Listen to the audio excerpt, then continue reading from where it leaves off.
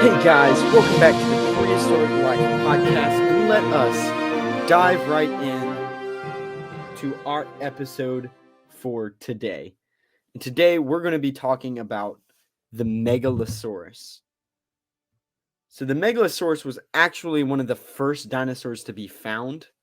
So we have a very good dynamic of how we look at it. So if you look at the 1850s look, it's kind of got that old school all four like dinosaur leg kind of thing going on, where it's got all four of the legs.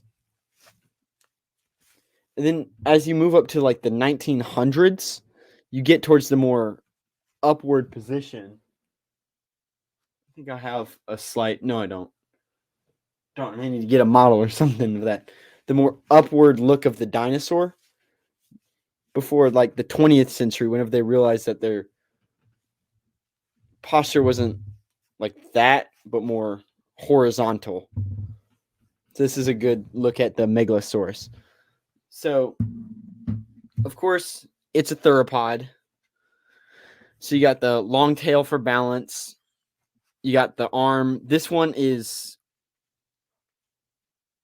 maybe related to the Tyrannosaurus. So it's kind of got the well, it's not related to the Tyrannosaurus. I think not. So it's got the longer arms with three finger claws. It's got the big old back legs for running. It's got spines on its back. It's got its head with its serrated teeth. So, a little fact about the teeth. So this is actually a mosasaurus tooth. I've been keeping it on here if y'all look.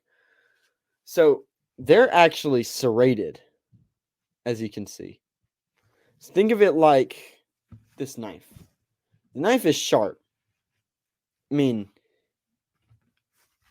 it's sharp, it's got a point, and you can stab and then cut back. But the front, it's not as serrated. Just kind of like this. I mean, you can't really stab with a knife and then cut that way, but you can cut this way with it. Theropod teeth, and this happens to be a mosasaurus tooth, tend to be the same way. So you stab in, and they jerk their head back, kind of locking it in place. Kind of like, I've got this over here, an arrow. So arrows they tend to be serrated on the sides so that it can, with a point so that it can puncture. But an arrow doesn't just happen to go, just go in a straight line. They tend to spin in the air so that whenever they enter the body, they spin and they lock into place. So if it enters the body like this, it would be sideways so that you can't pull it out as easily because it's got these side parts. And dinosaur teeth tend to be very similar to that kind of structure where it's serrated, it enters, and it kind of locks the other animal into place to where it hurts more to keep going. So think about it like this. It bites in, it goes back. So the serrated part is towards my hand. I, as the attackee, the defender, have to go that way to escape.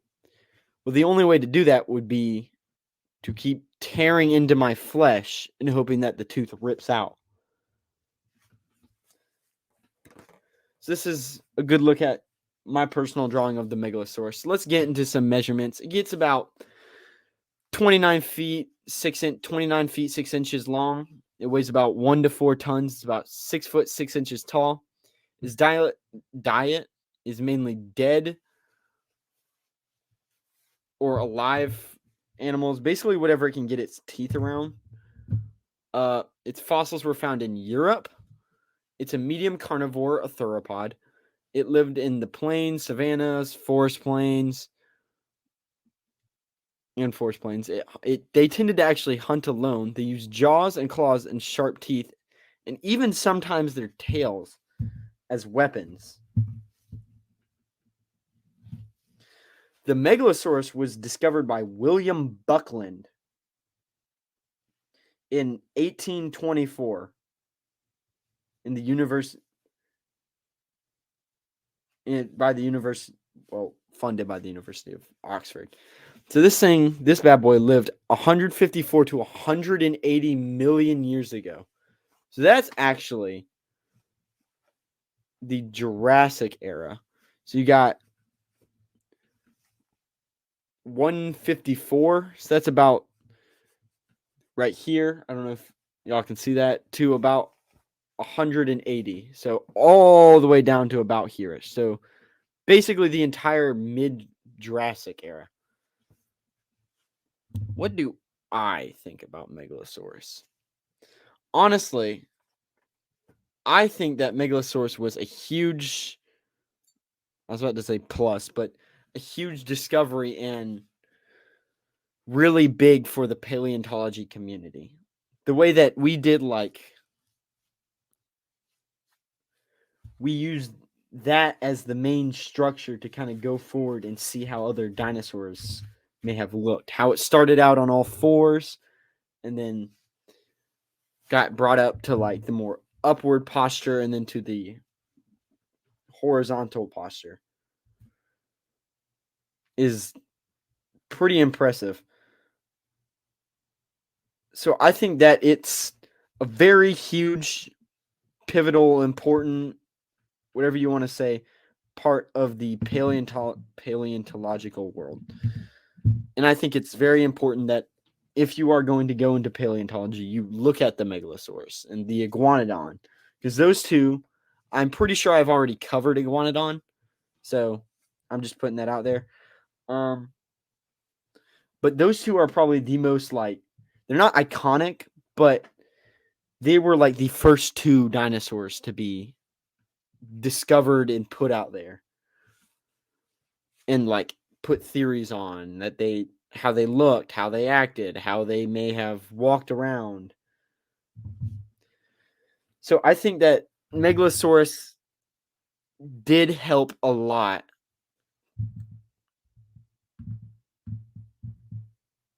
in the discovery and the creation of paleontology. So I think that it is a good thing that we founded this. Its name also literally just means great lizard. So for any of you who are curious, and it's Greek. So but yeah, I think Megalosaurus is a very pivotal and important and serves a huge role in paleontological history. I will try and do some research, take some notes, and I want to do a good long video on the science of paleontology, if that makes any sense.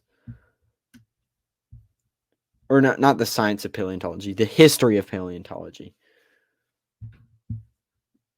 So that I'm talking about how paleontology came around, if that makes sense to anyone. So I think this has been a very important discovery. It's very vital to how paleontology came around, to how it started, to how it's discovered, and we're using it. We're probably using Megalosaurus still to this day for research purposes because we've done so much research on it, because it was one of the first dinosaurs to be discovered. Well, Megalosaurus is honestly just a really cool dinosaur to me. Not like a super fan favorite. I'm more of an Allosaurus guy personally, but I still love the Megalosaurus. It's got a soft place in my heart.